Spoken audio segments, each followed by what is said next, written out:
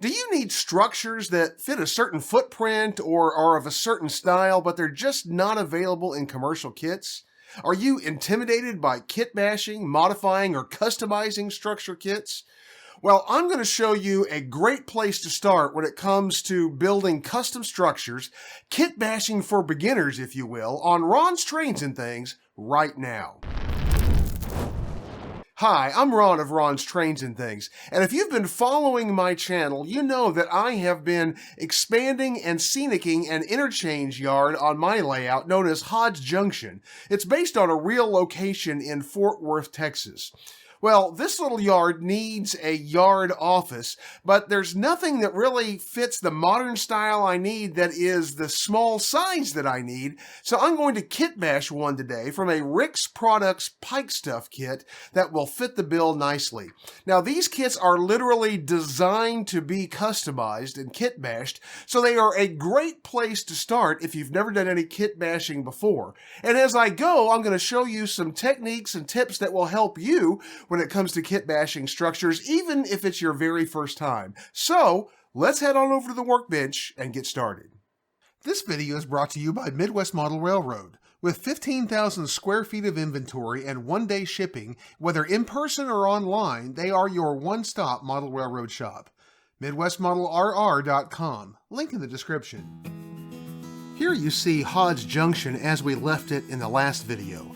This triangular open area will house some materials for the railroad, a service road, and the yard office we're going to build today. Hodge Junction, in the era I modeled, circa 2005, was owned by the Fort Worth and Western Railroad as it is today, and it was a modest place with old Spartan equipment and structures, including the yard office. I don't have any photos of the yard office from that time, except these from the rooftop from Google Images. So, we will use them to govern the size of the structure and freelance the structure from there. For this project, I started with Pike Stuff's multi-purpose building.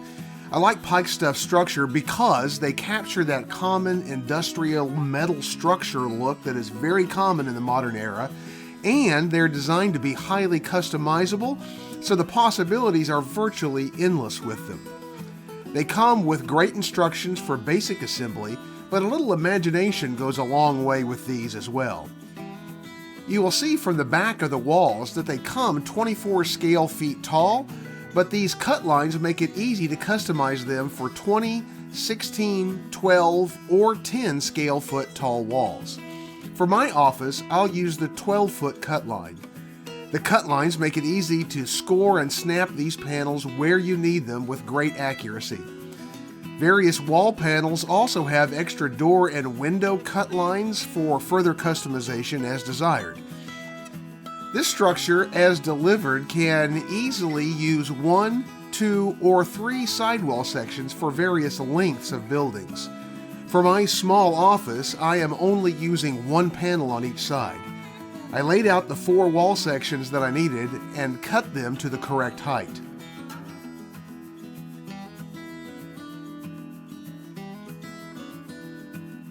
I will need only 2 roof panels for this office. I cut them from the sprue with my flush cutting tweezers and sanded the edges smooth. I believe every modeler needs a pair of these flush cutting tweezers. They are absolutely indispensable, and I'll provide a link to where you can get yours in my Amazon Pick of the Week in the description down below if you'd like to check them out. I used the existing door and window openings, and I cut 1 additional window in a side wall. I need to select the correct door and window castings to fit. I also found which roof trim pieces, ridge pieces, and glue strips I needed for the roof. The trim pieces would need to be cut to fit my small structure. Again, I cut all of these from their sprues and sanded the edges smooth. Here I'm cutting the additional window opening, scoring the cut line repeatedly until it was cut through. I carefully sanded the sides of the opening smooth. The door and window castings install from the back of the wall, so make sure you leave the sides of these openings straight, smooth, and fitting well.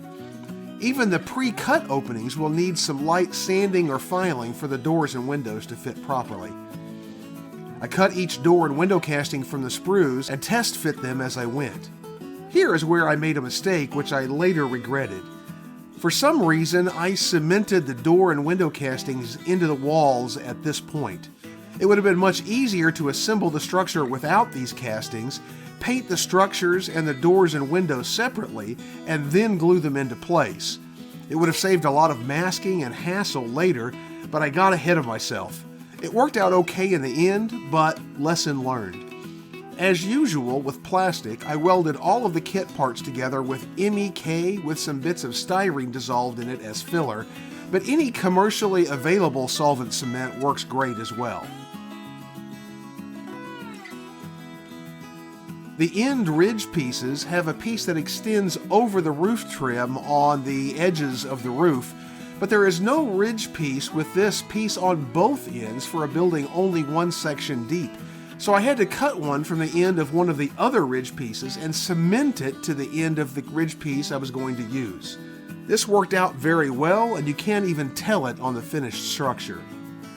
The roof trim pieces fit and glued right into the recesses on the edge of the roof panels. Two of the corner trim pieces fit one side section perfectly. I applied the trim to both roof panels, and I then scraped away the fitting tab at the upper end of these trim pieces with a number 17 chisel blade, sanded them smooth, and used a square and hobby knife to cut them straight and flush with the top edge of the roof panel. I repeated this process for both roof panels. Let me pause here to say that if you're enjoying this video and would like to see more model railroad tips, tools, and techniques to help you build your dream layout, then be sure to subscribe down below and click the little bell icon so you can catch future videos. These kits come with great little corner trim and gluing pieces for the walls, but be careful to orient them correctly. Since I cut down the walls to 12 scale feet, I had to cut these corner trim pieces as well, but I did so after assembling the corners. I cemented the corner trim to one wall, then cemented on the adjacent wall, and used a magnetic corner clamp to keep it square. I had many people ask about these magnetic corner clamps last time I used them on a video. They are an awesome little tool, and I use them on every structure I build. I'll include a link to them in my Amazon pick of the week in the description below as well if you'd like to check them out.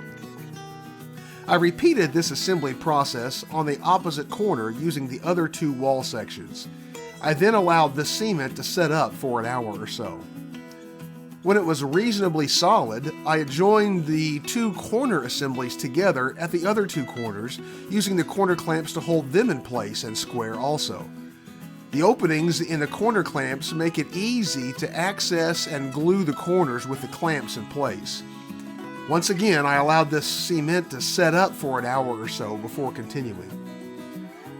When things were fairly dry, I removed the corner clamps and cut the corner trim at an angle that matched the pitch of the gable with my hobby knife. These pieces are quite thick and take some work to shear through. I purposely cut them a bit long, then sanded the tops of the corners flush with the tops of the walls.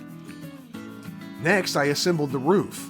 I cemented one roof section in place using the alignment tabs to keep it located correctly. I then installed the roof ridge and the other roof section. The roof panels and ridge sort of lock together to keep one another in place while you're gluing.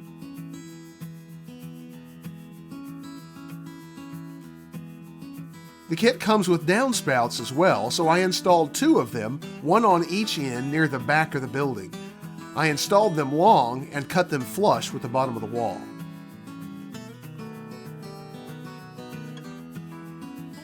Now that the structure was ready for paint, I masked off the doors, which would ultimately be white.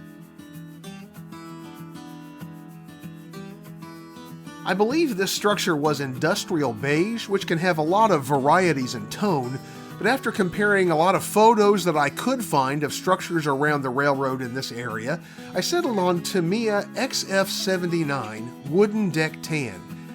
I didn't film it, but I applied this paint to the sides of the structure with my airbrush. I allowed that paint to cure overnight. I then removed the masking from the doors and masked the entire structure except for the door and window trim, the downspouts, and the roof trim and ridge. These I painted with Tamiya XF19 flat brown with the airbrush. I sealed the mask with a coat of the same paint that I had used on the walls and let it dry a bit to prevent bleed under before I painted the flat brown. This worked pretty well, as it usually does, but I nearly always have to do some touch-up after this type of paint job. Removing the mask pulled some of the paint off of the walls as well, so that also had to be touched up. The touch-up isn't a big deal generally, and with care, you can get a product where you can't even tell that it was touched up. I painted the roof panels with a light gray paint. This required 2 coats to cover completely. Believe it or not, it's harder to cover a light color with a darker one than vice versa. When the paint was dry, I applied a bit of weathering powder to the roof. Off camera, I cut a foundation piece from 40 thousandths thick styrene and a bit of sidewalk from evergreen 4506 styrene sheet, which is 1/3 inch square tiles, also 40 thousandths thick. I found just the right location and orientation for the office in the yard, glued the foundation to the layout, then set the structure on it. I still need to add window glazing, and I may add some interior details and lighting, so I'm going to leave it at this point for now until I'm ready for those projects. But I think this little office looks perfect for my little interchange at Hodge Junction. And if you'd like to see how I built Hodge Yard start to finish and other model railroad content, check out the links on your screen. Don't forget those Amazon picks of the week in the description down below the video, and join me on Fridays as I bring you even more great model railroad videos, and I'll see you on the next video. 10, Lizzie?